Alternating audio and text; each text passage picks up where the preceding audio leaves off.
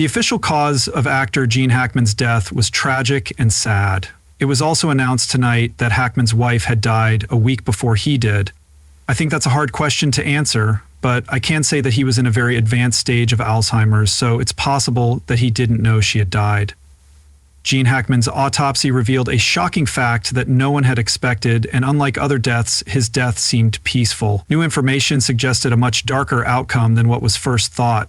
The FBI had to step in after investigators found strange evidence. They decided that this was not a natural death after a series of contradictory clues, unanswered questions, and a secret relationship came to light. But how had they been able to hide the truth for so long? Who would want him dead? Watch this video to find out.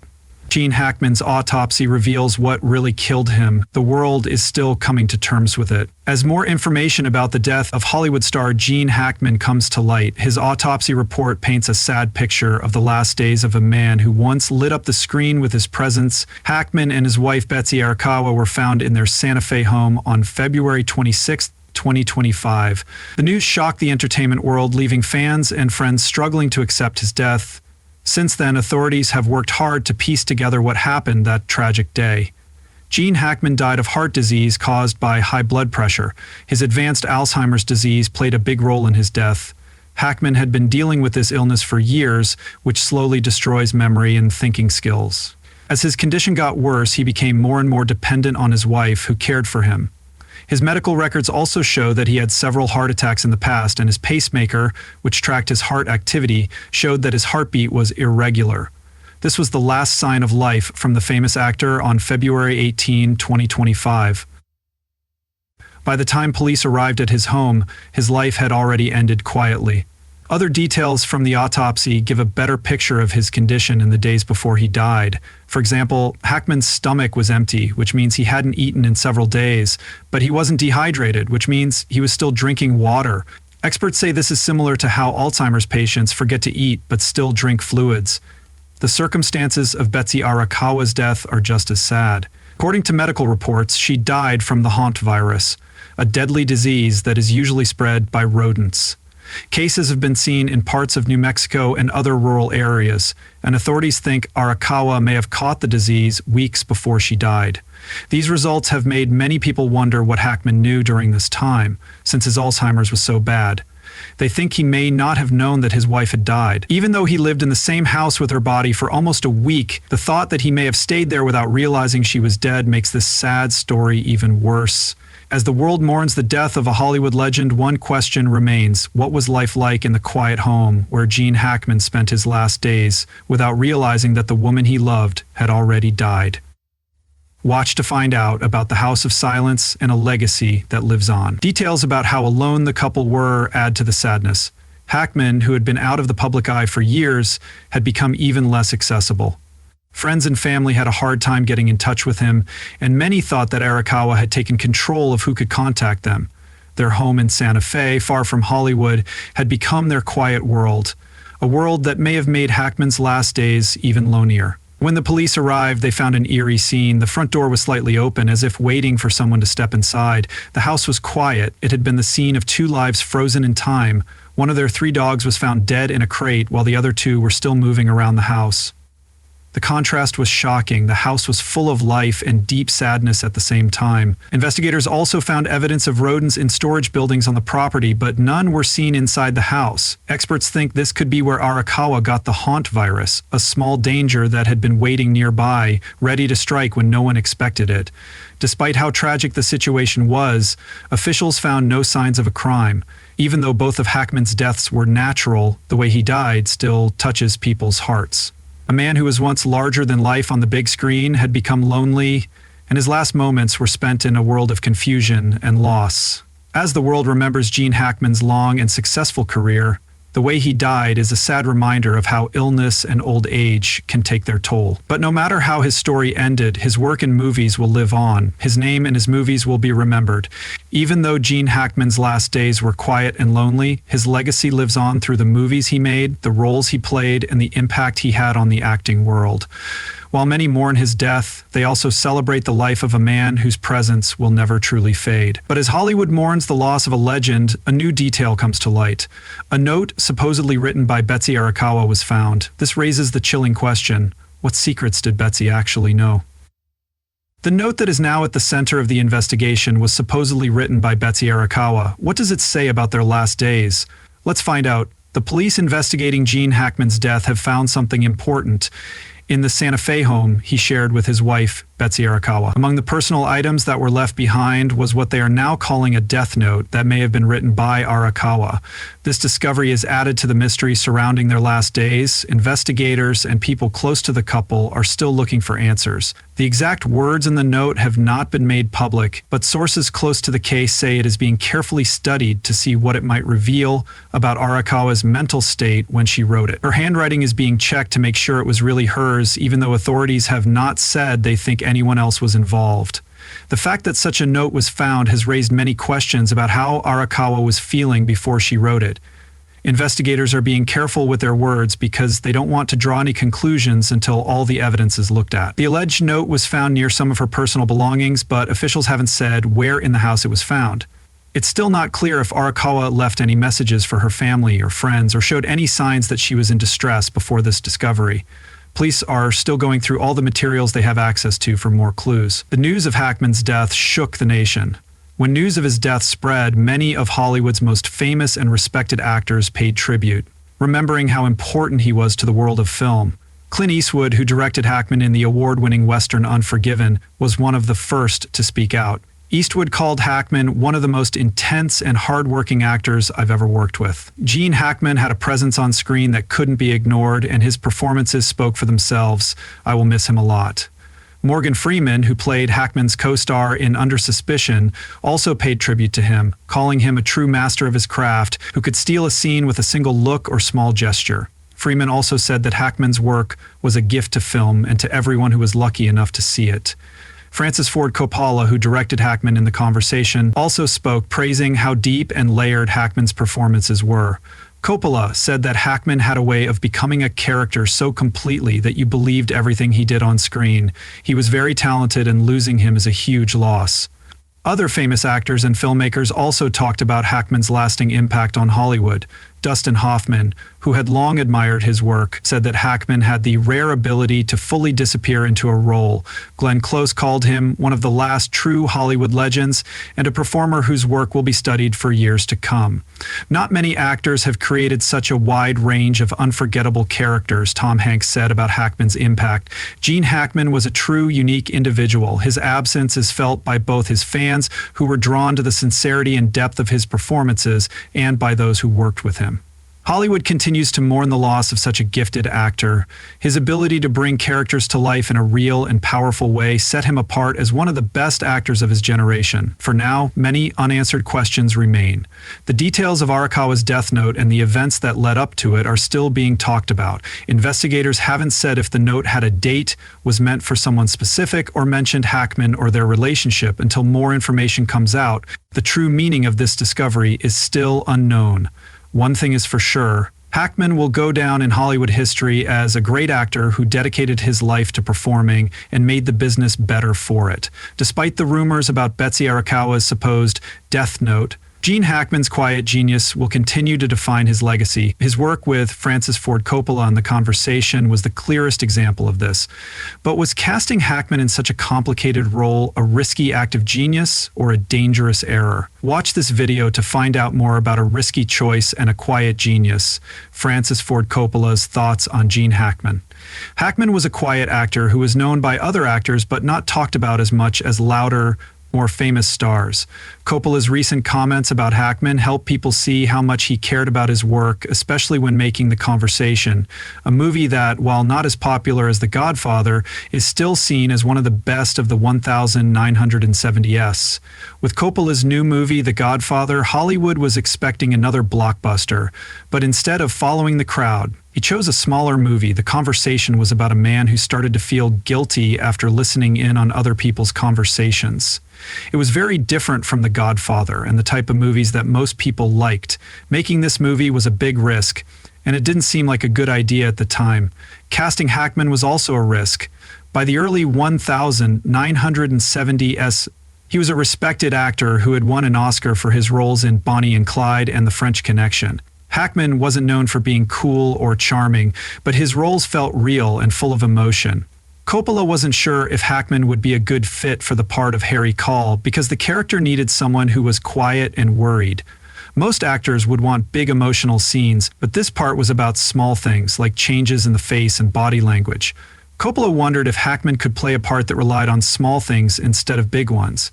Hackman got Harry Caul right away. He talked about how the character would move, look away from people and show fear in small ways.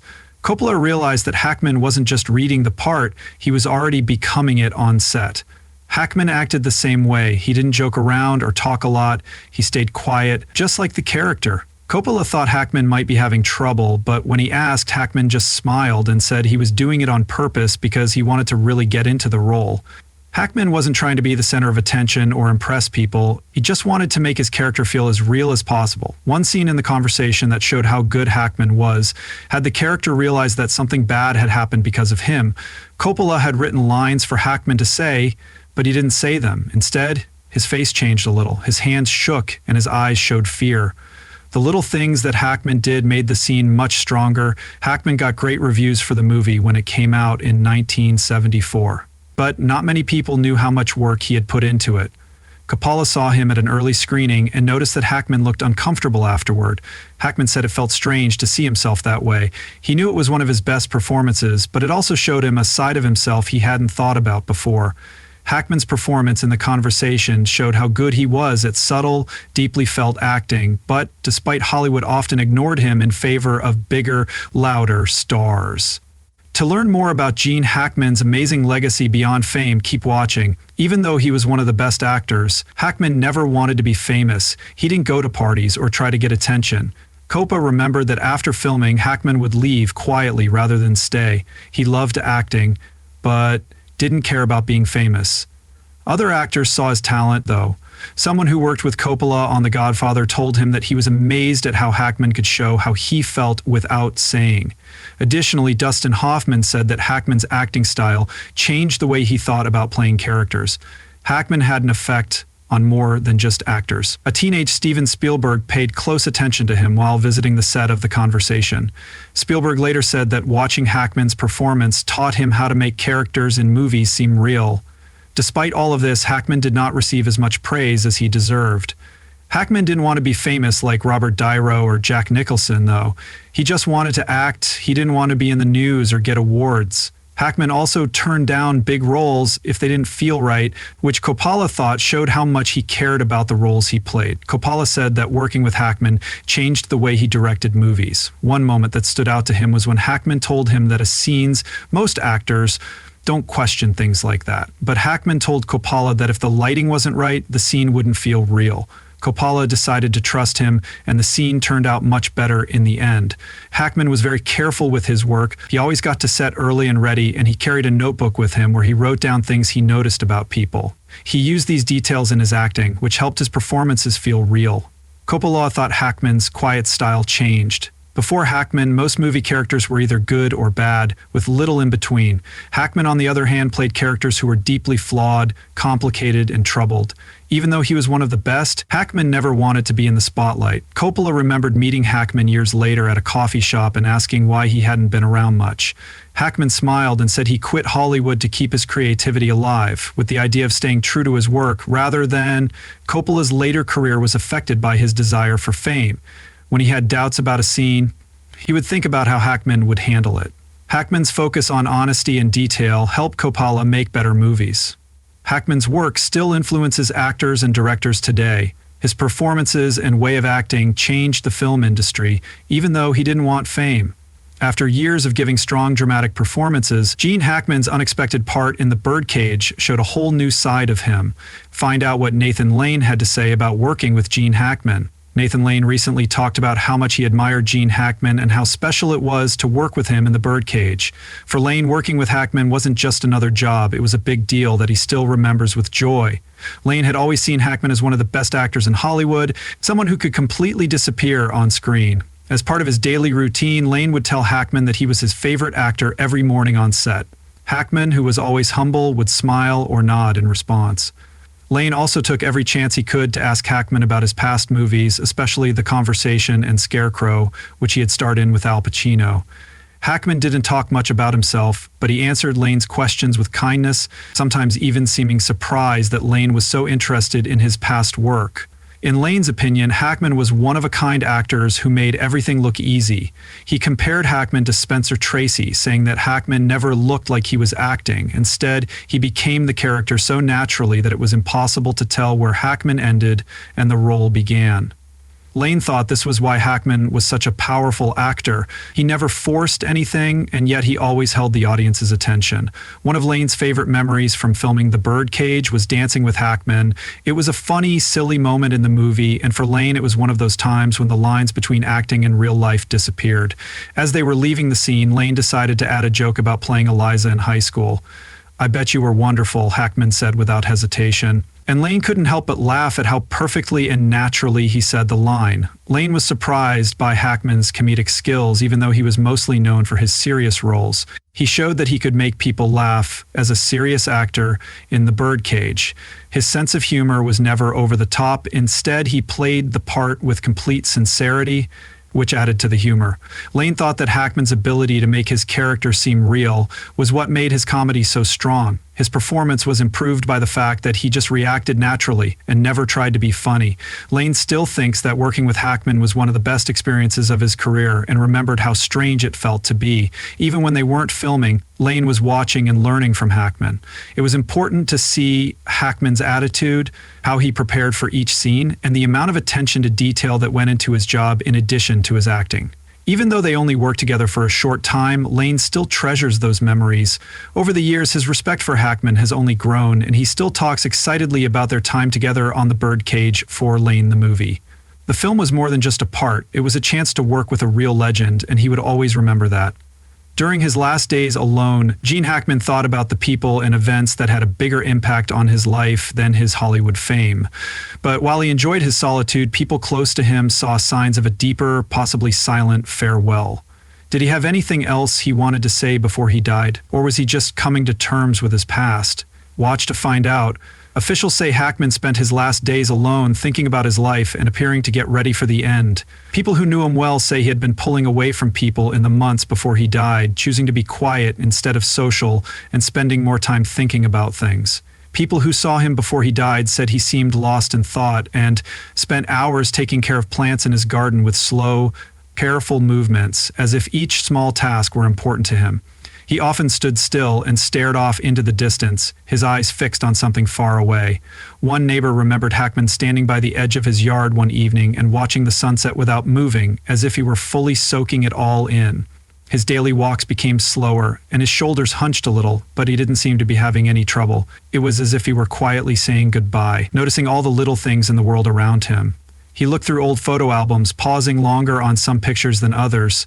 Others, he reread letters from family and friends, stroking the text as if he were trying to feel their presence again. On his desk, books were open as if he had planned to go back to them, but he never did. The air sometimes smelled like coffee, but the cup was often left unattended as if he was thinking about something else. During his last few weeks, his friends noticed a change in the way he spoke. He talked less, but when he did, his words seemed to have more meaning. But after he died, those who heard him speak realized he was still the same man. It seemed like Hackman was calm and at ease with what was going to happen in what would become his last interview. He talked about his life and career and how much people admired his movies. He made it clear that acting wasn't the most important thing in his life. "I've played many roles, but none have been as important as being a husband, a father, and a friend," he said. When asked how he wanted to be remembered, he took his time before he died. People who were there remember that his words didn't feel like a simple reflection, but more like a farewell. He said that he wasn't afraid of dying, but that leaving things unsaid scared him, which is why he was speaking now. "I need to say what I need to say while I still can." People around Gene Hackman could tell that he was getting ready for something big, but what did he think in his last moments, and what message did he leave for the world? Watch this video to find out more about the famous actor Gene Hackman's final goodbye. Hackman seemed to find comfort in thinking of his wife Betsy in his last moments. People who knew him before he died said that he often whispered her name as if he were holding on to their shared love. It was clear that the part he played in their life together was the most important to him, even though he had left Hollywood years before. His last words, which were spoken with great clarity, were simple but profound. I loved them all. His friends and family thought about what those words really meant after he died. They knew that Hackman valued the love he had given and received his whole life more than anything else. In the days before he died, Hackman's home took on a spiritual quality. Visitors talked about a strange silence in the house, as if the walls knew what was about to happen. The house had been alive with the sounds of everyday life, but now it was a place for quiet reflection. Everything seemed to point to Hackman getting ready in a way that only he fully understood. Later, friends and neighbors told strange stories about his last days, like a car being parked outside at strange times and strange shadows moving in the house, a garden late at night, and other small things that didn't seem right. These details raised questions that no one could answer. Had Hackman known something that no one else saw? Had he been waiting for someone or something? In the journal he kept during his last months, one line stood out: "Life is a series of entrances and exits. The most important are the ones no one sees." No one knows what these words mean, but those who knew him well thought they showed a man who had been carefully planning for his last days. People who knew Hackman often wondered if he really felt his death was coming or if he was just making peace with his past. He had become more distant from other people, spending long hours alone, writing in his journal and staring out the window. When a friend asked him if he was scared of what was coming, Hackman replied, "No, I've lived, I've loved it, and that's enough." People who heard him say this knew that Hackman didn't think about his successes or failures in the end. Instead, he thought about the people he loved and the connections he had made throughout his life. What do you think about the details of the autopsy report? Let us know in the comments below. Thanks for watching.